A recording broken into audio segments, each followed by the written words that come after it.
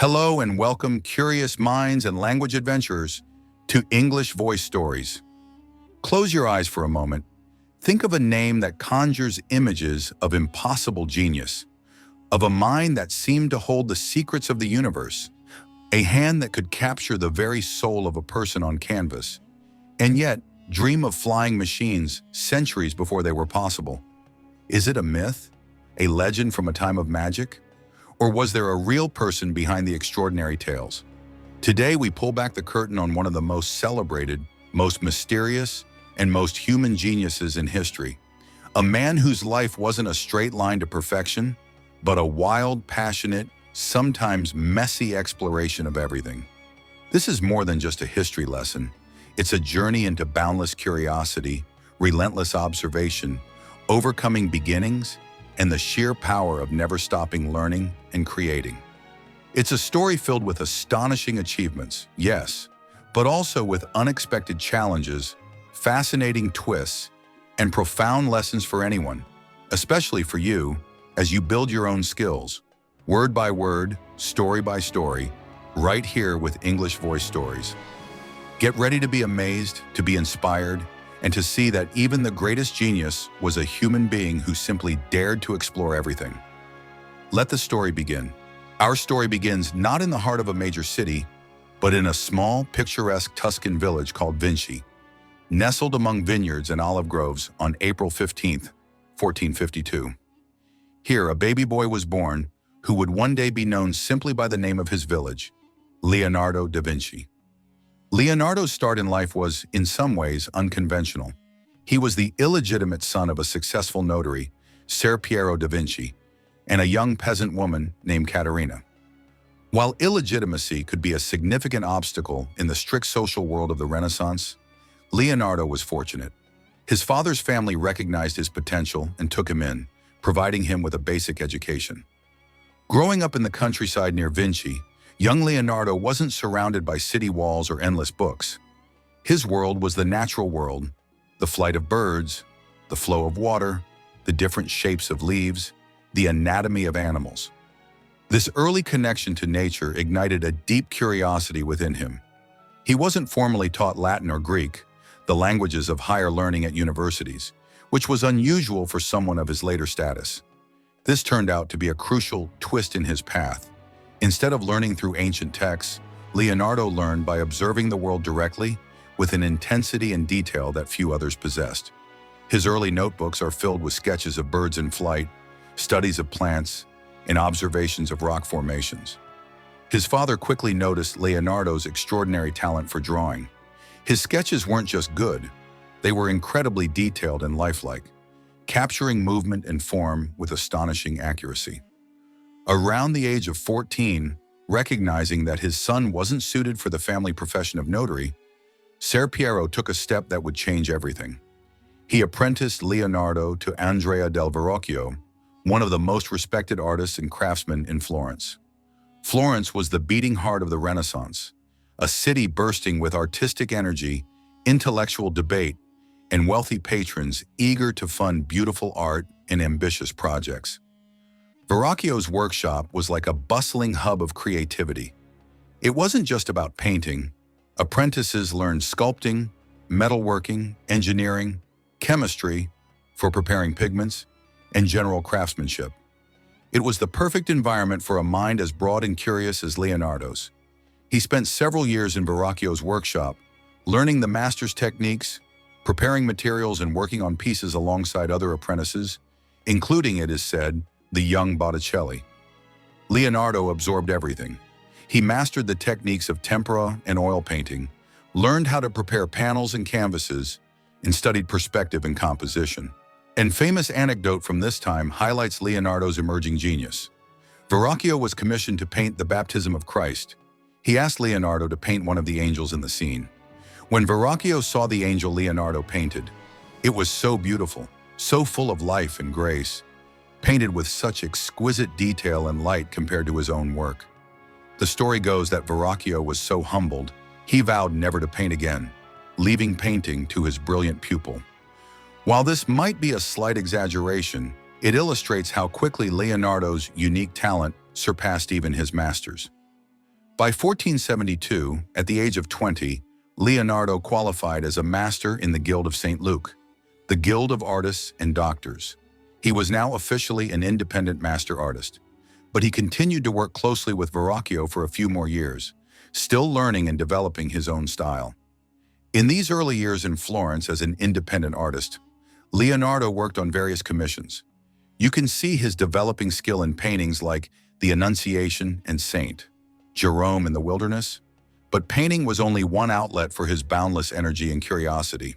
He continued his intense study of the world around him.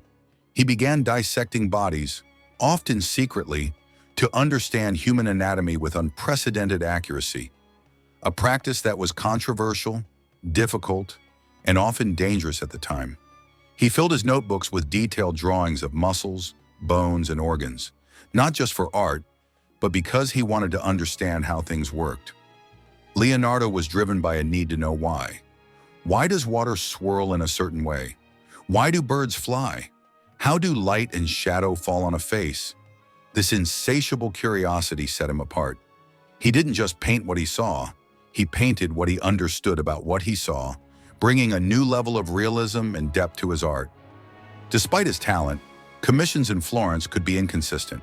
Seeking new opportunities and a patron who could appreciate his full range of skills, Leonardo made a pivotal move around 1482. He wrote a now famous letter to Ludovico Sforza, the Duke of Milan. This letter reveals a key twist in how Leonardo saw himself and how he wanted to be seen. He didn't lead with, "I am a great painter." No, he spent most of the letter describing his abilities as a military engineer, designing bridges, fortifications, weapons, even early versions of tanks and cannons. Only at the end did he mention his skills as a sculptor and painter. The Duke of Milan was impressed by this diverse list of talents and hired Leonardo.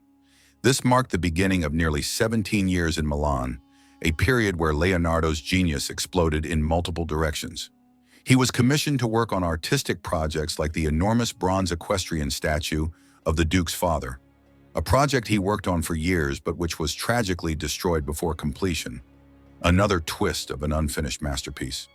He painted portraits like Lady with an Ermine, capturing the sitter with a new psychological depth. But his most famous work from this Milanese period, and arguably one of the most famous paintings in the world, is The Last Supper, painted on a wall in the refectory of the convent of Santa Maria della Grazia. This was a monumental undertaking. Leonardo didn't just paint a scene, he captured the moment when Jesus tells his disciples that one of them will betray him, showing the individual, dramatic emotional reactions of each apostle. He studied people's faces and gestures to depict their shock, denial, and confusion with incredible realism. He experimented with a new fresco technique, which unfortunately meant the painting began to deteriorate within his lifetime. Yet another twist, a technical failure leading to preservation challenges, but the power of the image itself transcended the medium. While working on these masterpieces, Leonardo also served Sforza as a military engineer, designing fortresses and even envisioning concepts like a helicopter, a parachute, and a diving suit. He designed elaborate costumes and machinery for court entertainments and festivals, showcasing his creativity beyond paint and stone. And all the while, he continued his relentless scientific studies, dissecting dozens of human bodies, estimates vary, some say up to 30, studying the flight of birds, the flow of rivers, the growth of plants, and the formation of rocks. These studies weren't just hobbies. They informed his art and his engineering. His understanding of anatomy made his figures more lifelike. His study of light and shadow allowed him to perfect the technique of sfumato, soft, hazy transitions between colors and tones, which gives his paintings a unique depth and realism. His observations of water and air currents fueled his ideas for flying machines and hydraulic systems. However, despite his incredible output of ideas and studies, Leonardo had a tendency to leave projects unfinished or to delay completion. Perhaps his perfectionism made it hard to declare something truly done. Perhaps his boundless curiosity meant he was always distracted by the next fascinating question. Or perhaps, sometimes, his ambitious designs were simply impossible with the technology of the time. This trait, the paradox of immense productivity in study and invention, alongside a relatively small number of completed artworks, is another fascinating twist in his story. He was a master of beginning, and his unfinished work reveals the incredible process of his thought. In 1499, the French invaded Milan, and Ludovico Sforza's rule collapsed. Leonardo, now nearly 50, was once again without a steady patron. He left Milan, traveling briefly to Venice, where he offered his services as a military engineer, designing defensive fortifications. Around 1500, he returned to Florence, his artistic hometown. This period saw another burst of creativity and perhaps his most famous rivalry. Florence was also home to a younger, fiery genius, Michelangelo Buonarroti. The two masters were commissioned to paint massive fresco murals depicting battle scenes in the Palazzo Vecchio. Leonardo, the Battle of Anghiari; Michelangelo, the Battle of Cassina. It was a direct competition, a clash of titans. Leonardo's experimental technique for his fresco failed catastrophically, and the painting was never completed and is now known only through copies. Michelangelo's was also left unfinished when he was called away, but the rivalry highlighted their different personalities.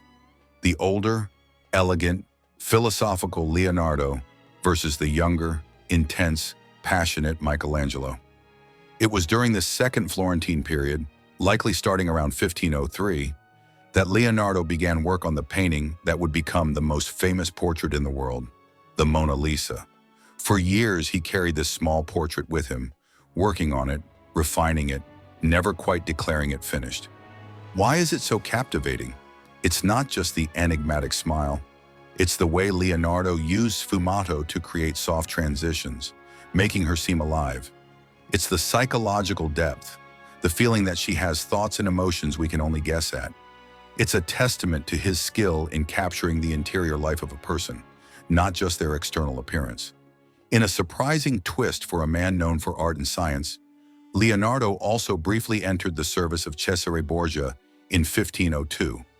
Borgia was a notorious, ruthless military leader and son of Pope Alexander VI, whose brutal campaigns were studied by Machiavelli.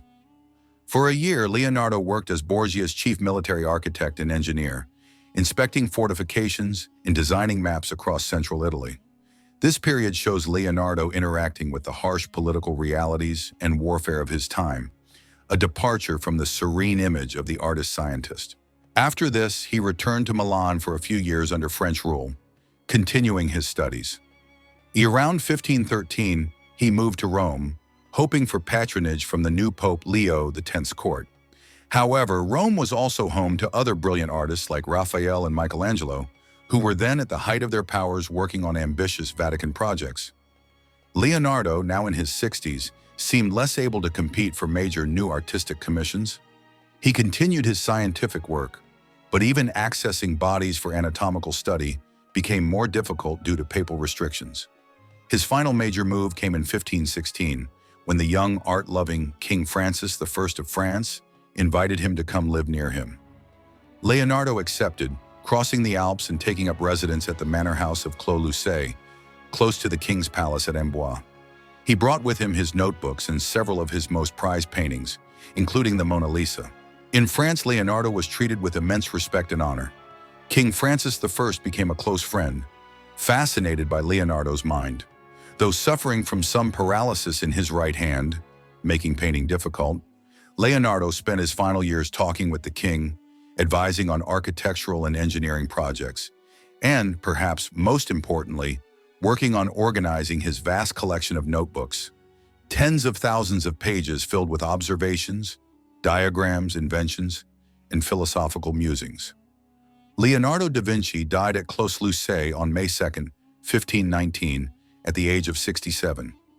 Legend says he died in the arms of King Francis I, a story likely created later, but reflecting the deep admiration the king had for him. Leonardo's immediate legacy was primarily as a legendary artist. His paintings were admired and copied, but his scientific and engineering genius, recorded in those vast notebooks, remained largely hidden for centuries. It was a major twist of history that the majority of his groundbreaking scientific work, his accurate anatomy, his studies of flight, his visionary inventions, were not widely known or published until long after his death, sometimes hundreds of years later. Imagine how history might have unfolded differently if his scientific insights had been available to the world immediately. Today, Leonardo da Vinci stands as the ultimate symbol of the Renaissance ideal, the universal man, or Renaissance man, someone skilled in many fields. His paintings are priceless icons, celebrated for their beauty and technical mastery. His notebooks are a window into a mind of unparalleled curiosity and analytical power. His inventions, though many were conceptual, show a visionary understanding of mechanics and physics. What powerful lessons can we, especially English learners, take from the incredible story of Leonardo da Vinci? Embrace insatiable curiosity. Leonardo's life was driven by wanting to understand everything. For English learners, this means being curious about the language, its origins, its nuances, different accents, idioms. Don't just learn words. Be curious about the culture, the history, the different ways people use it. Let curiosity be your fuel. Master the art of observation. Leonardo's genius was rooted in his meticulous observation of the world. For language learning, this means observing how native speakers talk, noticing sentence structures, listening to pronunciation, paying attention to how words are used in different contexts. Be a detective of language. Connect different fields. Leonardo blended art, science, and engineering seamlessly. He saw the connections. For English learners, connect English to your other interests. Use English to read about science, watch documentaries about history, discuss art. The language becomes a tool to explore your world, not just a subject in isolation. Persistence is key, even with unfinished work. Leonardo didn't finish everything, and that's okay. His unfinished projects are still full of value and reveal his process. In language learning, you won't be perfect immediately. You'll make mistakes. You'll have unfinished sentences or conversations. Don't be discouraged. The effort, the practice, the exploration, that is the valuable process. Keep going. Learn by doing and experimenting. Leonardo wasn't afraid to experiment, even if it meant failure, like the fresco technique. Learn English by using it. Speak, write, try different ways of expressing yourself. Don't fear mistakes, see them as part of the experiment. Leonardo da Vinci's life wasn't a myth of effortless perfection, but a real human story of incredible talent, fueled by relentless curiosity, hard work, and the courage to explore the unknown in every field imaginable. He shows us that the greatest achievements come from a mind that is open, observant, and always learning. Thank you for joining us on English Voice Stories for this deep dive into the life of Leonardo da Vinci. We hope his journey has inspired you and shown you that the pursuit of knowledge and mastery is a thrilling, lifelong adventure. If you were captivated by this story and want more incredible tales to help you learn English, please give us a like, share this video with fellow learners, and subscribe to English Voice Stories. We can't wait to explore history and language with you in our next story.